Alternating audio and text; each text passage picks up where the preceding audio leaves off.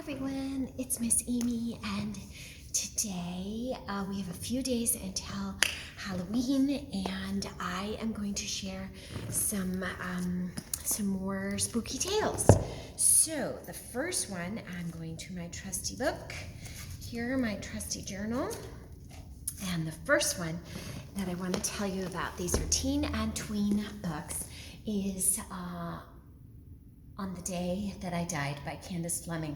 This is Stories from the Grave. This is about a boy who is driving too fast on his way home, not answering his mom's phone call, and you think, oh, foreshadowing, he's gonna get in a car accident and something's gonna happen, he's gonna die. But in fact, he comes across a girl on the side of the road who's drenched and wet, drives by her, comes back, picks her up. He's like, I'm late anyways, why not? Drives her home, and she ends up leaving her shoes. So when he goes back to bring her shoes back, her mom answers the door and directs him to a graveyard to return the shoes, and come to find out it is a graveyard for teens, and the ghosts that live there want to share their stories of how they died with this young man. And this is that story. I loved this story. It was creepy. They were weird and different ways that all of these different teens died. A little on the morbid side, but really cool. And I love how it's the ghosts of all those teens telling this teen who was on the verge of also maybe losing his life in a car accident. But this is that story, On the Day That I Died. And this was a book we considered for Mainstream Book Award years ago. So the next one is Doll Bones. This was on the Main Student Book Award. This is a creepy story about 3 kids and a make-believe role-playing game that they are playing.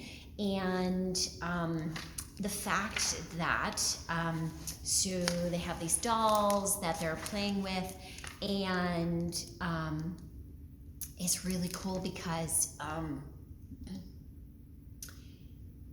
porcelain dolls, or dolls, years and years ago, were made from crushed shells and possibly crushed bones, and kind of creepy. And this story is about Poppy, Zach, and Alice. And Holly Black does a really good job with spooky stuff. And she was a co-author of Spiderwick Chronicles, in case you're wondering. So, really good, fun story. Okay, next creepy story is the Ophelia. Ophelia and the Marvelous Boy. This is a lighter ghost story, but it is about a little girl who is grieving the loss of her mother, and she believes in science, but is torn when she discovers a little boy who is trapped in a room in the museum that her father works at, and she is asked by the little boy through the keyhole, which is how they communicate, to find certain things to help him escape. Can he? Can she? Do they? Does she believe? Does she not? Really good, but definitely not quite as dark as some of the other stories. Not as creepy. Good story though. Okay, so let's do the Jumbies. So this one is a story from Trinidad, and it's a kind of a Trinidad folktale twist. It's creepy, and Corinne is the key and to the whole mystery, and she was given a gift by her mom, and she's trying to help her island, but she's not sure how, and there are things that are happening at night, and a beautiful stranger comes into the picture, and the story just goes from there. So this is the Jumbies. Something totally new and different. Okay, the Graveyard Book. So this is a Newbery award-winning book, and it's a funny thing, the year that this book was released, this is by Neil Gaiman, there were 12 of us on the Maine Student Book Award Committee, librarians and school teachers, and none of us read this book.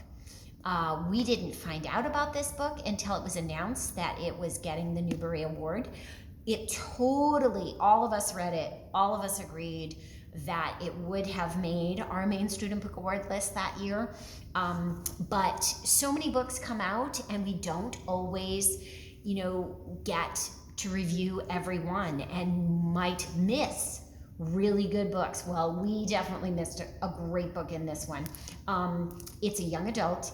It starts with a horrific murder scene at the beginning of the story. A whole entire family is murdered, and there's a baby, so there's a witness to the crime, and the baby escapes and ends up in a graveyard down a ways from his home, and he is raised by the ghosts and the inhabitants of this graveyard, and really knows no better until he meets some other people, and there's still a connection because the people responsible for the murder, the horrific crime and heinous crime at the beginning, are out to make sure that the remaining witness is no longer. This is that story. And Neil Gaiman has an incredible way of telling the story. It was captivating and I loved it. I have one more story for you. This is a classic by Roald Dahl, The Witches, illustrated by Quentin Blanc. And so this is a story about a little boy who is living with his grandma, and there is something sinister going on, and the grandma kind of has an inkling, kind of knows, and there are bad witches out there, and they are out to eliminate children and make so there are no more children ever in the world, and they just want them gone because they just can't stand children. And this is the story of that little boy and his grandma and the witches and what happens. So, but I want to read the story. Read the book first before you watch the movie. There have been two. In 1990, there was a version of The Witches, and Angelica Houston played the head witch, and it was terrifyingly wonderful. And now, this year, there has been a remake of this classic tale with some new twists, and Anne Hathaway plays the head witch, and there are and it just came out this month, so just in time for Halloween.